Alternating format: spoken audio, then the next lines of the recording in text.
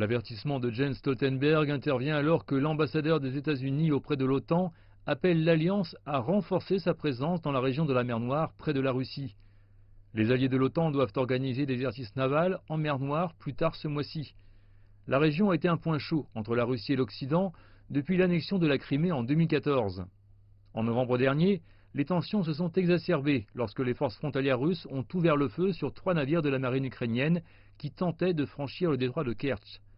Le ministère russe des Affaires étrangères a déclaré qu'une montée de l'OTAN en mer Noire encourageait ce qu'elle appelle des provocations ukrainiennes. Tout cela survient alors que la Russie se trouve au centre d'un autre différend avec l'OTAN.